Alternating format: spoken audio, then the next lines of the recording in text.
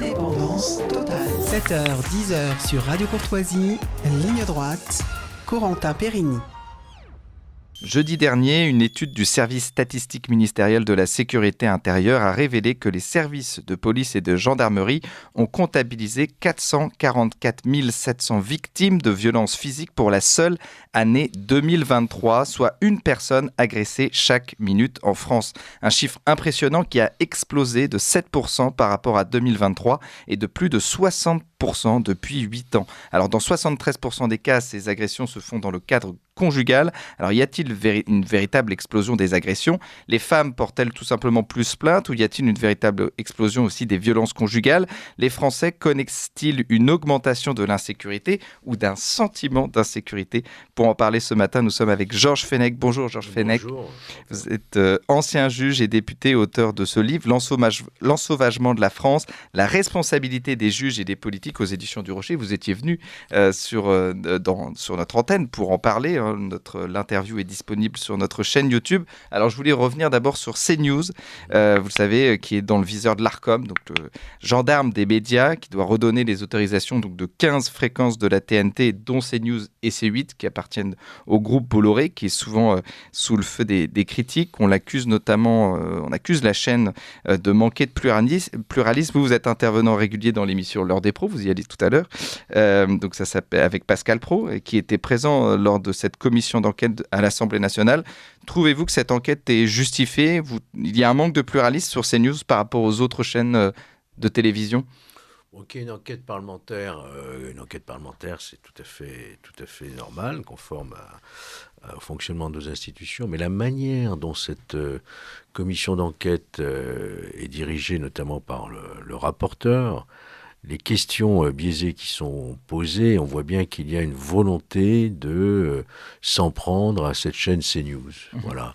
Et ça, je le ressens très très mal, parce que moi j'y suis maintenant depuis plus de 6 ans, et je peux témoigner véritablement de l'esprit d'ouverture, du pluralisme qui est respecté sur cette chaîne, qui a une sensibilité, ce qui est tout à fait normal, et du fait que toutes les opinions s'affrontent dans un esprit d'ouverture, de contradiction, de manière quelquefois vive, de manière quelquefois frontale, mais c'est le débat, c'est la vivacité du débat qu'on ne trouve pas ailleurs, je crois, et d'ailleurs c'est ce qui fait notre succès.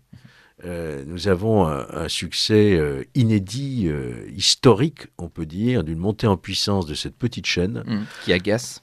Qui affole les autres chaînes d'information notamment. Nous sommes une chaîne d'information. L'information, vous l'avez tous. On l'a tous sur nos smartphones, etc. L'important aujourd'hui, c'est de l'analyser, de la décrypter, de la comprendre, de la challenger avec des penseurs de tous horizons. Et voilà, donc je crois que nous sommes tout à fait dans l'esprit de ce que doit être aujourd'hui une grande chaîne d'information qui s'adresse à tout public. Et évidemment, nous sommes vigilants pour l'avenir. Nous sommes vigilants, on voit bien qu'il y a une montée en puissance de gens qui souhaiteraient voir tout simplement disparaître cette chaîne, ce qui pour beaucoup serait complètement invraisemblable, mais il faut rester vigilant et continuer à être ce que nous sommes, c'est-à-dire un espace de liberté en fait. C'est un espace de... Nous, on n'attaque personne, c'est nous qui sommes attaqués. Parce qu'on vous accuse donc en gros d'être une chaîne d'extrême droite, de droite, pro-russe, aussi pro-israélien. C'est le cas où notamment où vous trouvez qu'il y a de la place pour des gens qui penseraient autrement que cette ligne éditoriale. Alors nous ne sommes ni une chaîne d'extrême droite, ni une chaîne pro-russe, ni une chaîne pro-israélienne. Nous sommes une chaîne d'information française qui reçoit toutes les opinions, contrairement à d'autres qui ne reçoivent que la même opinion, comme on dit la doxa. Voilà, on n'en sort pas. C'est Alexandre Carra, c'est le directeur de l'information de France Télévisions, qui a écrit « Il n'y a aucun doute sur notre impartialité ». Il n'y a aucun doute sur l'impartialité de France Télévisions ? Écoutez, je ne sais pas. Alors, je veux peut-être parler de mon cas personnel. J'ai écrit ce livre que vous avez rappelé sur l'ensauvagement de la France. L'ensauvagement de la France. Je suis désolé, mais je n'ai Je n'ai été invité par aucun média de France Télévisions pour expliquer la thèse que je défends. Voilà, je suis invité chez vous, je suis invité évidemment par ma chaîne CNews, mais que je sache, je n'ai pas été invité une seule fois, que ce soit par France Télévisions, par toutes ces émissions, ou par aussi Radio France, France Inter, France Culture, rien. Parce que je suis sur CNews. Voyez-vous, autrefois, lorsque j'écrivais des livres en tant que magistrat, même parlementaire, j'étais invité partout pour faire la promotion d'un livre. On voit bien qu'il y a une volonté de faire taire, je dirais, ceux qui ne partagent pas une opinion dominante. Donc il y a France Télévisions peut être partial, mais pas CNews. Donc voilà, on voit bien le traitement qui est différent en fonction des chaînes en question. Alors vous parliez de votre livre L'ensauvagement de la France, c'est aux éditions du Rocher. Cette statistique, une personne agressée chaque minute en France, on l'a dit, c'est un chiffre qui a explosé de 7% par rapport à 2023, plus de 60% depuis 8 ans. Vous décrivez l'ensauvagement de la France. Pour vous, c'est révélateur de cet ensauvagement, ces chiffres qui explosent oui, les depuis 8 ans. statistiques, effectivement, les chiffres que vous donnez sont effrayants. On voit bien qu'on est dans une société aujourd'hui très violente, beaucoup plus qu'elle ne l'était il y a quelques années encore. Et j'apporte à la connaissance de vos auditeurs également quelques chiffres que j'ai apportés ce matin, que j'ai sortis tout simplement du Centre de réflexion de la sécurité intérieure de Thibault Montbrial, qui fait un travail très scientifique, très impartial. On a chaque heure en France, chaque heure, 20 agressions, 24 cas de violence familiale, 5 viols et tentatives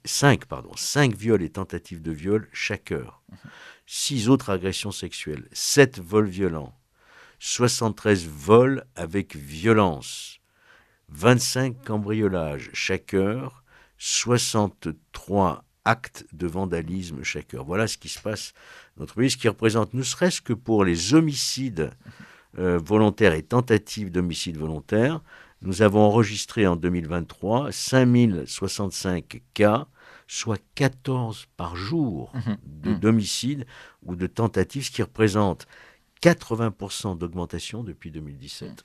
Oui, notamment. On pourrait égrener d'autres chiffres, j'en ai d'autres sur les coups et blessures.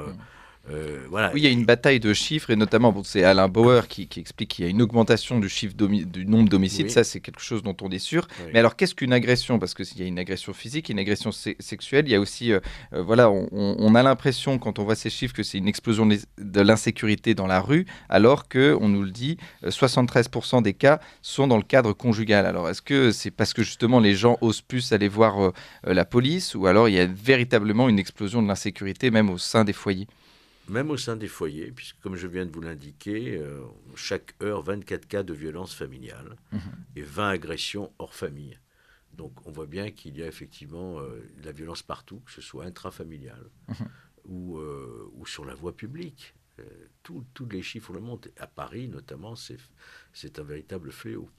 Oui, alors plus d'un Francilien sur 2 se sent en insécurité. C'est un chiffre qui est plutôt stable par rapport aux années précédentes. Je vous le disais d'ailleurs avant cette interview, selon les chiffres du ministère de l'Intérieur, quand on demande aux gens s'il y a une hausse de l'insécurité dans leur quartier, ils répondent non. Par contre, quand on leur demande s'il y a une hausse de l'insécurité dans le pays, là, ils répondent oui. Alors, est-ce que vous pensez qu'il y a un sentiment d'insécurité plus qu'une insécurité ?